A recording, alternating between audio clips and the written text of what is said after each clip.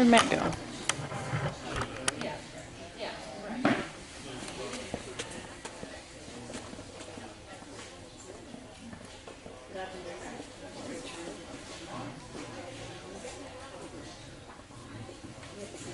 Hi guys, thanks for coming. This is Matt Penn. He is the guy that is the mastermind behind our website and everything else. He's our IT guy here, and he is here to tell you guys, give you some hints on how to tune up your website. Hello, how's everybody doing? My name is Matt. As you said, I run a little freelance company called Penn Communications. I normally am speaking to junior high and high school students. I'm also a youth worker, so this is a change of pace. I've got 30 minutes today to help you improve your search engine rankings, and we're going to dive right into that. This could be a 5-day seminar because there's so many facets involved in this topic. Let's get right to the basics. There are some things that you can do right now when you get back to your laptop or your computer and start looking at your website. Some things you can do on-site, and some things I'm going to talk about, some strategies off-site as well. I'll leave this up here for a few minutes. If you want to write down my email address and website, I can. I'm going to post this PowerPoint and try to post some of these links that I talked about as well, so you don't have to necessarily write them all down. I think our internet's pretty slow in this room, so I may not be able to sample some of the tools online, but I'll share them with you at this address here. A lot has changed in the last 18 months in the search engine world. Google is still king and will be for the foreseeable future. Yahoo is slipping, and Bing is ascending and becoming quite a powerful competitor to Google, although not quite in the same stage yet. When I say Google in this presentation, sometimes I use that generically for search engines, kind of like when you say Kleenex or Xerox. But they are three independent monsters in the field, and they both have their strengths and weaknesses. I want to ask you right now, do you know your keywords? You do. And I'm going to ask you actually, if you have a pen and pencil, just start writing them down. I want you to think through this. What are those keywords that you're going to live and die on? The keywords that when people type it into Google, that you need to be number 1 or number 2 when they see those results. What are those for your website?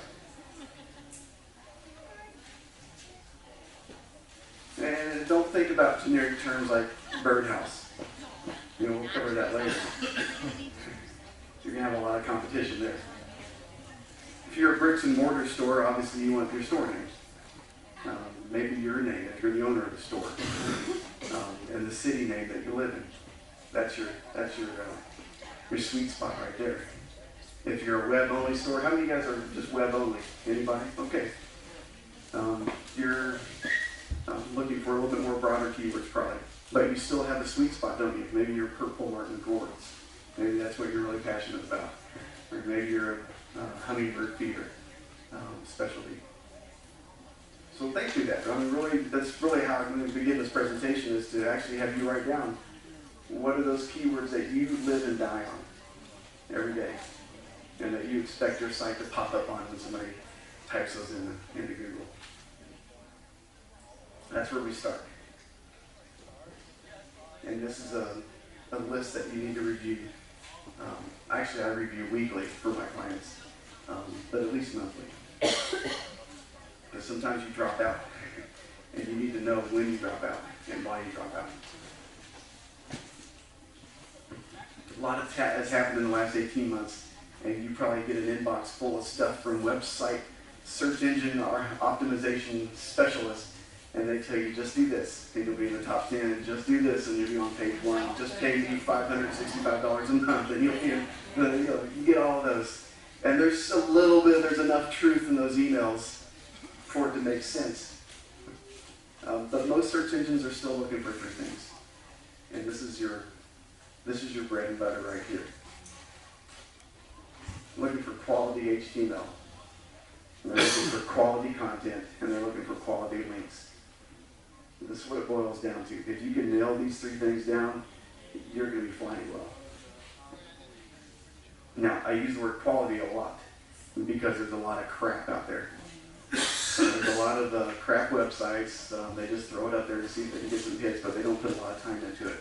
If you can rise above that with some quality stuff, you'll be picked up on by the search engines. Let's talk about this a little bit. Quality HTML. Now, when I say HTML, don't tune me out, okay? Because you may not even have to look at this, but you need to understand that when we look at a website like Songbird Station, you see some pretty pictures and some text and some headlines and some colors, and that's even a flashing image that goes back and forth.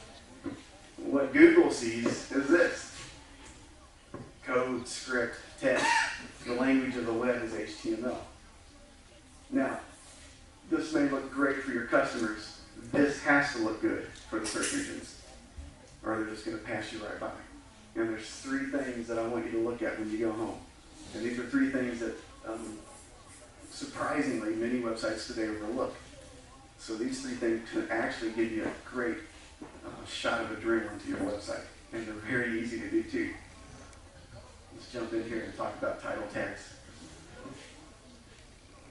This seems so easy, but it's often overlooked. I want you to go home to your websites and look at your title tags. This is what a title tag looks like to Google. That's the Songbird Station title tag. That's the store in Columbia that you may have visited. In Internet Explorer, or the browsers, they translate that as the actual title of the page that you see. When you bookmark Songbird Station as one of your favorites, it actually saves it as Songbird Station, Birdhouse, and Wild Bird Supplies, Columbia, Missouri, because that's the title tag. Do you have good title tags on your website? Let's talk about your homepage. The words that you just wrote down, your keywords, your live and die keywords, are they in your title tag? If they're not, then how does Google know that those words are important to you?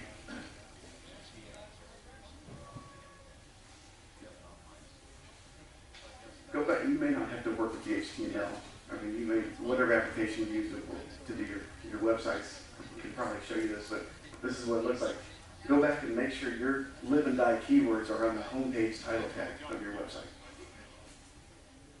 And here's the thing. Let me give you kind of an example here.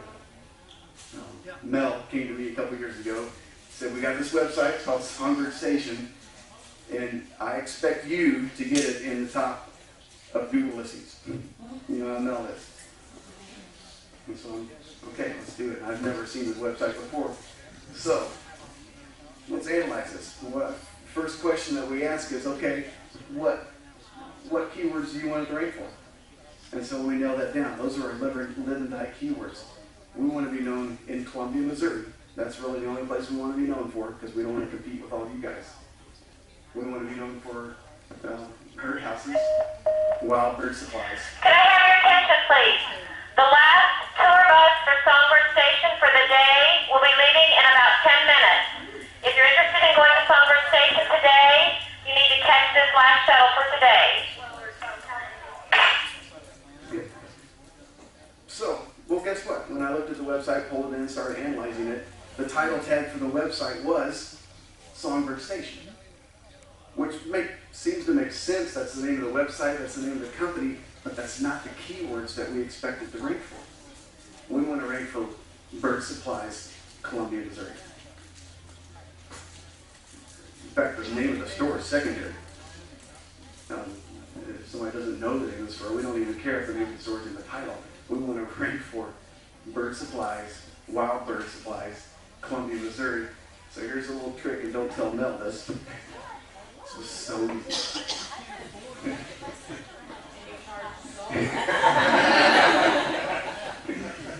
Just tweak the title tag. Add it back.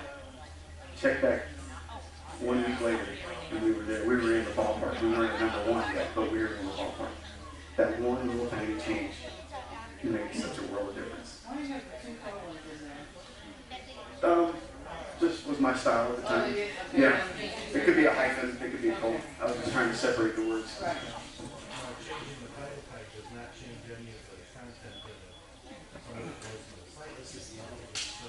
Correct. Yeah, it doesn't affect the user at all. And here's the cool thing. Yeah, or every single web page. Okay. Then do you find the title tag on just the home page? Actually, it's on every single page on your website. I'm going to hit that in just a minute. Now I'm going to give you some homework. Now, check this out. Songbird Station, or Bird Supplies, Columbia, Missouri. I just ran the Google listing last night. #1 underneath the paid ads. But look where that title tag is. Google actually uses that title tag to describe your website. That's why your title tag is so important. Tweak it, massage it, customize it, make it stand out, make it really be keyword rich, okay?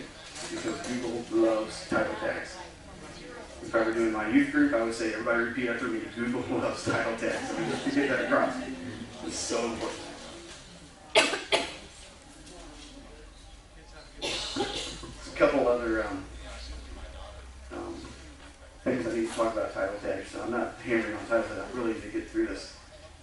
But make sure the keywords rich. I already talked about that. But also make sure they're unique per page. You know, this is where your competitors don't have it.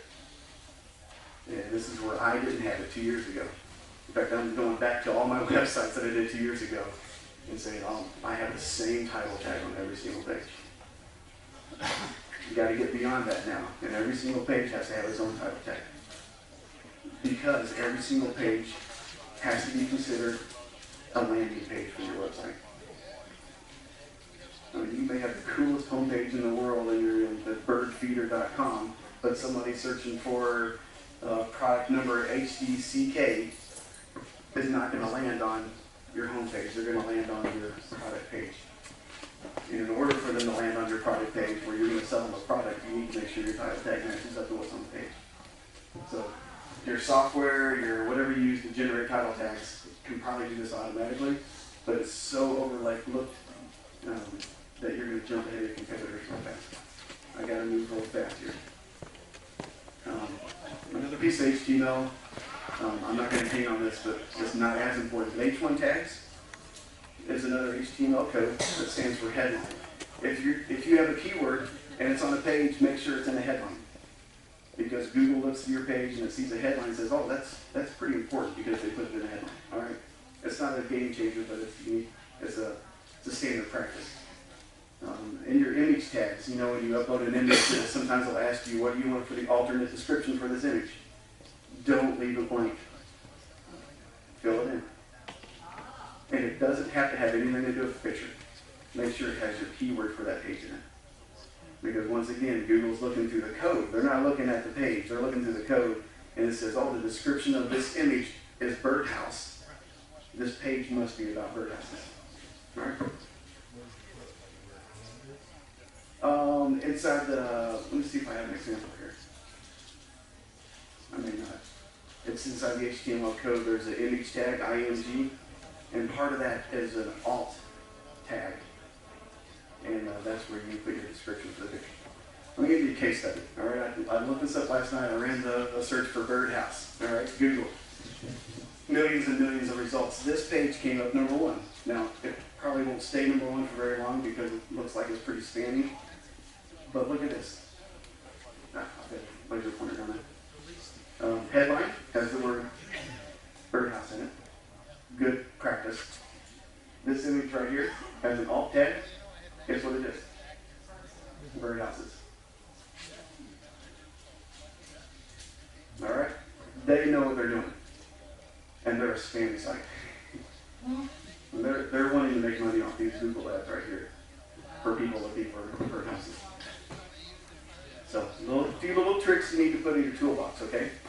You need to start nailing these down. Next. Oh, here's an example of an H1 tag.